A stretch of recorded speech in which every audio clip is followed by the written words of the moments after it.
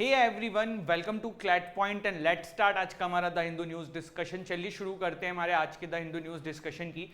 सबसे पहले आज अगर हम आगे बढ़ेंगे उससे पहले क्लैट यूजी 2024 के लिए एवेंजर बैच हमारा 1 अप्रैल से शुरू होने वाला है। आप में से जो लोग भी इंटरेस्टेड हैं आप इस कोर्स में इनरोल कर सकते हैं। This is revolution in CLAT preparation. Only 21,999 का ये कोर्स है।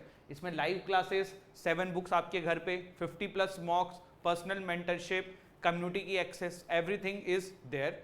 आप डिस्क्रिप्शन से ऐप डाउनलोड करके इसका डेमो क्लास देख सकते हैं। जो क्लैट 2025 की तैयारी कर रहे हैं उनके लिए विजेता बैच हमारा ओनली 30,000 रुपीज़ का शुरू हो चुका है। और जिन लोगों को मॉक एंड बुक चाहिए सिर्फ, वो हमारा मैजिक बॉक्स जो है वो ऑर्डर कर सकते हैं, जिसमें उनको 7 बुक्स उनके घर पे आएंगी प्लस मॉक टेस्ट मिलेगा। क्लैट पॉइंट के और भी वर्टिकल हैं, CLAT PG, NLSAT, law optional, judiciary. आप इनके बारे में भी हमारे ऐप से डिस्क्रिप्शन में डाउनलोड करके ऐप को चेक कर सकते हैं। आज का पहला आर्टिकल जो है बड़ा दिलचस्प होने वाला है। आपने आरिफ खान और सारस दोनों का नाम सुन लिया होगा, सुना ही होगा, बिल्कुल जरूरी था क्योंकि काफ़ी न्यूज़ में चल रहा है। तो ये हैं आरिफ खान।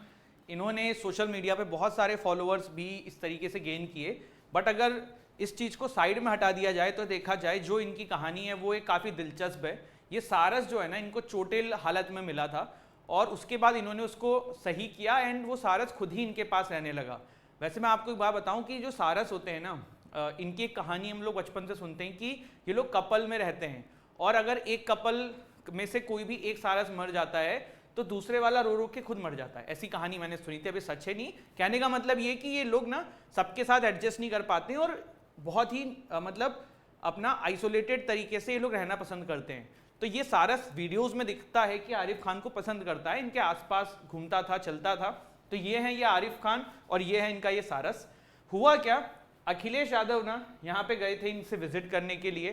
सोशल मीडिया पे इन्होंने पोस्ट डाली, काफ़ी सारे लोगों के व्यूज़ गए, बहुत सारी चीज़ें हुई। लेकिन उसके बाद ऐसा अब सपा की पार्टी के जो लोग हैं वो ये क्रिटिसाइज़ कर रहे हैं कि सरकार ने आज तक तो आरिफ खान के ऊपर एक्शन नहीं लिया था। जैसे ही अखिलेश यादव गए आपने आरिफ खान के ऊपर एक्शन ले लिया। पॉलिटिकल चीज़ें साइड में कर देते हैं, अपन अब आ जाते हैं थोड़ा सा सारस के बारे में जो एग्जाम में पूछा जा सकता है। सारस क्रेन जो होता है ना, ये टॉलेस्ट फ्लाइंग बर्ड है in the world and state bird है उत्तर प्रदेश का। ये बात ध्यान रखना, यूपी का 2014 में इसको स्टेट बर्ड की तरह घोषित कर दिया गया था। ठीक है, मैंने आपको बताया जब भी किसी एनिमल के बारे में पढ़ो, IUCN रेड लिस्ट में क्या नाम है, IUCN का फुल फॉर्म होता है international union for conservation of nature. उसकी रेड लिस्ट के अंदर ये वल्नरेबल की कैटेगरी में है। World wild life fund WWF के अनुसार इसकी करीबन पॉपुलेशन जो है वो 15,000 से 20,000 घट चुकी है और सबसे ज़्यादा ये इंडिया में यूपी में पाया जाता है। वाइल्ड लाइफ प्रोटेक्शन एक्ट की हम बात करें 1972 की, उसके शेड्यूल 4 में इसको डाला गया है और जिसके अंदर फिर अगर कोई इनको पकड़ेगा, शिकार करेगा तो उसके ऊपर पेनल्टीज या और भी चीज़ें हैं जो हो सकती हैं। यहाँ पे इसी वाइल्ड लाइफ प्रोटेक्शन एक्ट के क्राइटेरिया पे अभी जो सारस है वो इनसे ले लिया गया है और उसके बाद इनके ऊपर भी एक्शन लेने की उम्मीद लग रही है। कहाँ से लेके कहाँ गए हैं, तो मंदका विलेज अमेठी से रायबरेली का समसपुर बर्ड सेंचुरी है, वहाँ पे इनको लेके गए हैं। ये जो सारस है इसका नाम है, साइंटिफिक नेम क्या होता है सारस का, ग्रूस एंटीगोन। ठीक है, समसपुर बर्ड सेंचुरी 1987 में क्रिएट करी गई थी बर्ड्स को कंजर्व करने के लिए। रायबरेली डिस्ट्रिक्ट में ये स्थित है। देखो ऐसा नहीं है कि एग्जाम में आ ही जाएगा ये इशू, लेकिन हाँ न्यूज़ में चल रहा है, आपको पता होना चाहिए। आज की डेट में जब लास्ट ईयर का क्लैट का पेपर उठाते हैं तो यूट्यूबर पे पूरा पैसेज डाल दिया था, तो ये तो भाई जेन्युइन क्वेश्चन बन सकते हैं सारस के ऊपर। ठीक है, तो पता होना चाहिए। इसके बाद देखो अगली न्यूज़ है, Hong Kong citizen stage first protest in year under strict rules. तो लास्ट ईयर जो बच्चे रहे थे ना, उनको तो हांगकांग क्राइसिस हमने डिस्कशन में काफ़ी बार डिस्कस किया हुआ है, लेकिन आप लोग क्योंकि नए हो, जो लोग भी सेशन को देख रहे हैं, दैट मीन्स कि अब वो इस साल के क्लैट की प्रिपरेशन कर रहे हैं, तो मैं ये मान के चल रहा हूँ कि आप लोगों को ना हांगकांग क्राइसिस के बारे में कुछ नहीं पता है और आज हम हांगकांग क्राइसिस के बारे में डिटेल से समझने की कोशिश करेंगे। ठीक है, पहले देखो हांगकांग का थोड़ा सा जगह देख लो, ज्योग्राफिकल लोकेशन देख लो। तो ये जो है ना, ये आपका क्या है, हांगकांग, ये अपना प्यारा भारत है और ये चाइना है। हांगकांग जो है ना, ये ब्रिटिशर्स की कॉलोनी होता था टिल 1997। 1997 में जब ब्रिटिशर्स हांगकांग को छोड़ के जा रहे थे तो उस समय बीच में चाइना आया। चाइना ने कहा भाई अब इनको हमें दे दो। ये समझाने के लिए मैं कहानी के तरीके से बता रहा हूँ, फैक्ट समझते चलना। 1997 में जब चाइना आया कि भाई इनको हमें दे दो, तो हुआ क्या, दोनों कंट्रीज के बीच में, ब्रिटिशर्स, चाइना एंड हांगकांग के बीच में एक अरेंजमेंट साइन हुआ जिसको बोलते हैं वन कंट्री टू सिस्टम। क्या बोलते हैं? One country two system. इसके अंदर क्या चीज थी? बेसिक चीजें, एक बेसिक लॉ आया जिसको बेसिक लॉ ही के नाम से ही जाना जाता है। वो बेसिक लॉ ये कहता था कि वन कंट्री रहेगा, दो सिस्टम रहेगा। मतलब हांगकांग जो है ना वो ऑटोनॉमस अपनी चीजें चला सकेगा, पर ऑफिशियली पार्ट चाइना का रहेगा। जैसे देखो ये क्यों हुआ, चाइना कम्युनिस्ट पार्टी का पूरा रूलिंग थी, बहुत पहले से वही चला आ रहा था। अब आप इंडिया का एग्जाम्पल ले लो, ब्रिटिशर्स इंडिया को रूल करते थे तो हमारे यहाँ पे डेमोक्रेसी, राइट्स एक्सेट्रा एक्सेट्रा की काफ़ी बातें होती हैं। हांगकांग के लोग भी उसी तरीके से आगे बढ़े थे। तो जब ब्रिटिशर्स जा रहे थे तो उन्होंने कहा कि भाई इनके यहाँ पे जैसे सिस्टम है वैसा चलने दो, बस आप अपने अंडर में लेना चाहते हो ले लो। क्योंकि हांगकांग में डेमोक्रेसी है, चीज़ें थी वहाँ पे, मीडिया को क्रिटिसाइज कर सकते हो, ये सब चाइना में नहीं है, लेकिन हांगकांग में था। हांगकांग अपना एक अलग फ्लैग चलाता था, बहुत बार हांगकांग की टीम भी क्रिकेट अलग खेलती थी। तो ये वन कंट्री टू सिस्टम के नाम से चीज़ें चल रही थी। ये जो बेसिक लॉ 1997 में आया था, इसका टाइम पीरियड था 2047, और ये बात थी कि 2047 के बाद फिर से इसको रिन्यू कर सकते हैं। हुआ क्या कि देखो हांगकांग के लोग ना चाइना के अगेंस्ट में काफ़ी बार प्रोटेस्ट करते थे, उनकी जो मीडिया होती थी वो चाइना के अगेंस्ट में काफ़ी कुछ लिखती थी। ये चीज़ चाइना को पसंद नहीं आ रहा था। इसके हुए चाइना जो है ना एक बिल लेके आया, उस बिल का नाम था एक्सट्राडिशन बिल। क्या नाम था? Extradition bill. 2019 से पहले लाया था। एक्सट्राडिक्ट मतलब किसी को निकाल लेना, तो उसी से बना क्या? एक्सट्राडिक्शन बिल।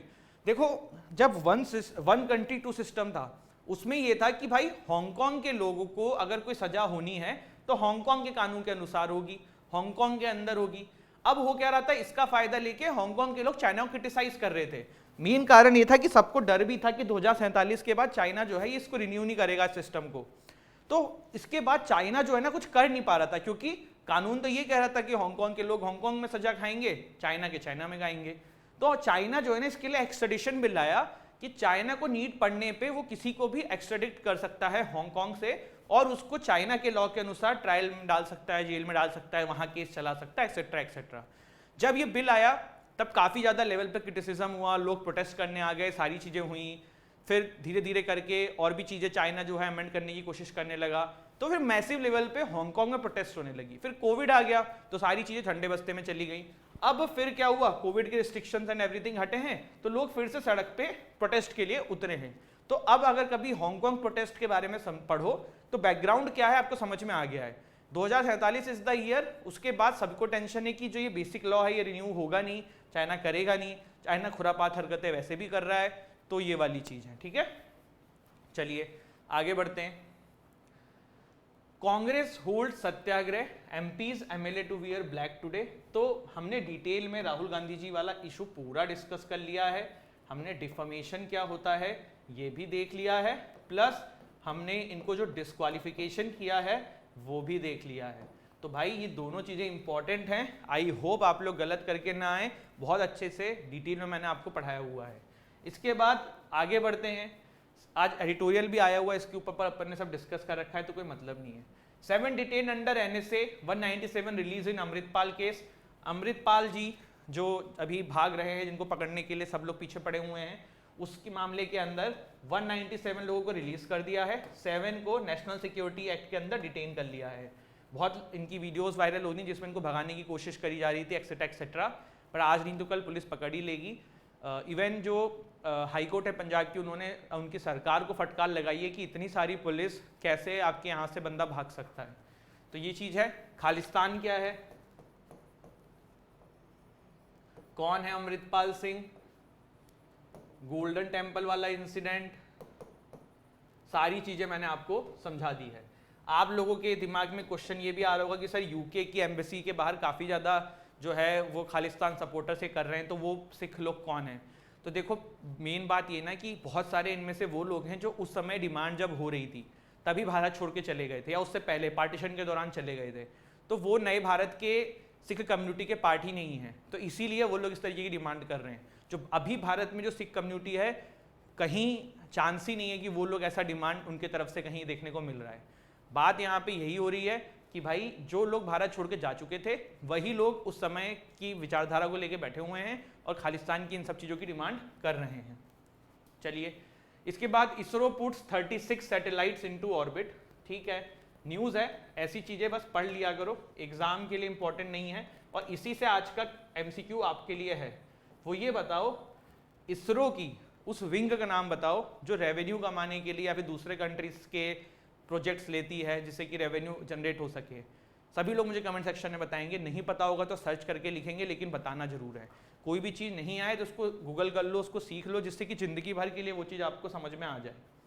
इसके बाद making sense of disqualification of A Lok Sabha MP, ये एक एडिटोरियल आया हुआ है, राहुल गांधी जी पे आया हुआ है। हमने ऑलरेडी सेशन को बहुत डिटेल में डिस्कस कर चुके हैं, तो वापस से इसको रिपीट करने का कोई मतलब नहीं बनता है।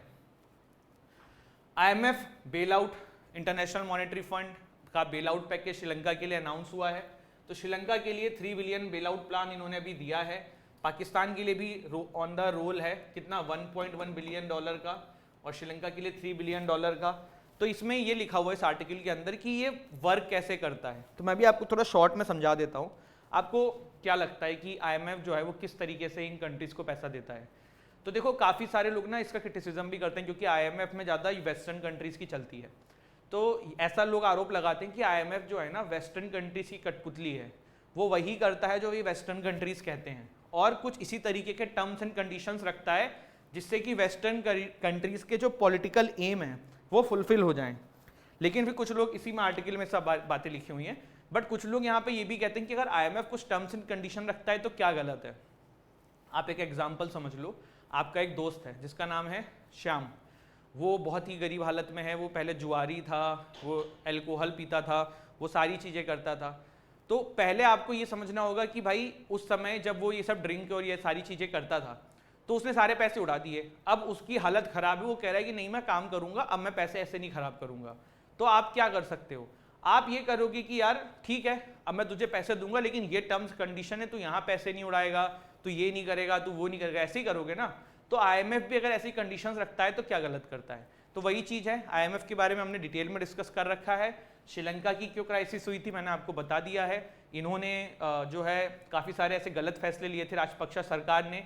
पहला तो देखो कोविड के चलते हुए टूरिज्म इनका खत्म हो गया था, दूसरा केमिकल फर्टिलाइजर को इन्होंने बैन कर दिया था, तीसरा हमने देखा था कि रेड टेपिज्म, करप्शन बहुत ज़्यादा था सरकार के अंदर, चौथा पॉइंट हमने देखा था कि फॉरेक्स रिजर्व खत्म हो चुका है, मतलब इनपुट बहुत ज़्यादा है, आउटपुट है ही नहीं, मतलब कहीं कुछ बेच ही नहीं पा रहे हैं, बस खरीदते जा रहे हैं। पाकिस्तान के केस में भी यही रीजन हमने देखे हैं, एक केमिकल फर्टिलाइजर वाला हटा दो तो पाकिस्तान भी इसी रास्ते पे, डेट ट्रैप, फॉरेक्स रिजर्व खत्म है, इकोनॉमी कोविड के बाद काफ़ी लॉस हुई है, फिर उनके यहाँ पे नेचुरल आपदा भी आ गई, फ्लड एंड ऑल।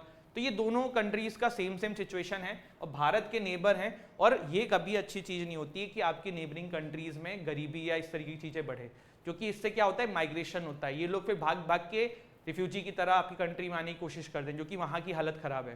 तो आप ऐसे ही देख लो कि आप नेबर आपके आसपास का अगर ख़राब हालत में रहेगा तो आपके घर पे भी उसका असर पड़ सकता है, तो वो वाली बात हो जाती है। फिर है Honduras stabilise ties with China leaving Taiwan with fewer partners. देखो क्या है ना, चाइना ताइवान का एक अपने आप में बहुत बड़ा इशू है जो हम किसी दिन पक्का डिस्कस करेंगे जब एडिटोरियल आएगा, लेकिन अभी थोड़ा शॉर्ट में समझा देता हूँ। बहुत सारे लोग ना ताइवान को ऑफिशियल कंट्री नहीं मानते हैं, जैसे कि क्योंकि चाइना कहता है ताइवान मेरा पार्ट है। अब अगर कोई चाइना ताइवान को ऑफिशियल कंट्री मान लेगा, उसके साथ डिप्लोमेटिक रिलेशन कर देगा, तो वो चाइना के एंटी चला जाएगा, ऐसा होता है। तो बहुत सारे लोग पहले चाइना के साथ डिप्लोमेटिक रिलेशन कुछ कंट्रीज नहीं रखती थी, ज़्यादातर चाइना के साथ रखती थी, कुछ सिर्फ ताइवान के साथ रखती थी, चाइना के साथ नहीं रखती थी। तो उसी में से एक जगह है जिसका नाम है होंडुरस, तो इन्होंने टाइज कर दी है चाइना के साथ और ताइवान को अब छोड़ दिया है। तो ये है पूरी कहानी। चाइना ताइवान के बीच में क्या क्राइसिस है, क्या ये प्रॉब्लम है, ये हम डिटेल में डिस्कस करेंगे फ्यूचर के अंदर जब कोई एडिटोरियल या कुछ इससे रिलेटेड आएगा। चाइना को देखो अपने पड़ोसी जगहों से कितनी पंगे, ताइवान से है, हांगकांग से है, इंडिया से लड़ते हैं, इनका मतलब भाई कुछ है ही नहीं, समझ में ही नहीं आता क्या चाह रहे हैं ज़िंदगी में। बस यही इकोनॉमी के ऊपर ध्यान दिया हुआ है, इसलिए सब चल जा रहा है। अगर इकोनॉमिकली वीक कंट्री होती तो कौन ही पूछता। तो आज हमने आरिफ खान जी वाला सारस वाला मसला देखा, फिर हमने यहाँ पे हांगकांग क्राइसिस को समझा है, इसके बाद हमने कुछ शॉर्ट न्यूज़ देखी हैं जो एग्जाम के पर्सपेक्टिव से थी। दैट्स इट, यही था आज का हमारा सेशन। आई होप गाइज आपको सेशन अच्छा लगा हो। एंड अगर आप लोग क्लैट यूजी की तैयारी कर रहे हैं, don't forget to see just the demo classes. मैं तो ये कह ही नहीं रहा हूँ आप कोर्स लो, डेमो क्लास जाके देखो। मैं आपको गारंटी के साथ कह रहा हूँ, जो 1 लाख रुपए आप देते हो ना, उससे बेटर सर्विस आपको इस प्राइस में मिलने वाली है। रिवॉल्यूशन है क्लैट के प्रिपरेशन में, बट आपको उसके लिए थोड़ा समय निकाल के डेमो क्लास तो देखना पड़ेगा। 7 books, live classes, mock test, personal mentorship, सब कुछ तो इसमें इंक्लूडेड है। और आपको क्या चाहिए? तो I hope guys you have find this video useful. आप अच्छे से प्लीज़ इसके नोट्स एंड ऑल बनाते हुए चलिएगा रेगुलर इंटरवल पे। कंसिस्टेंट रहिएगा हिंदू देखने में, ऐसा नहीं कि 5 दिन देख रहे हो फिर 6 दिन नहीं देख रहे हो। बिंज वॉच करने से कुछ होगा नहीं, क्योंकि ज़्यादा कंटेंट हो जाएगा तो फिर आप नोट्स एंड ऑल नहीं बना पाओगे, वो वाली चीज़ है। बाकी कमेंट सेक्शन में जवाब जरूर देना जो मैंने क्वेश्चन पूछा था। कल मिलते हैं। जय हिंद, जय भारत।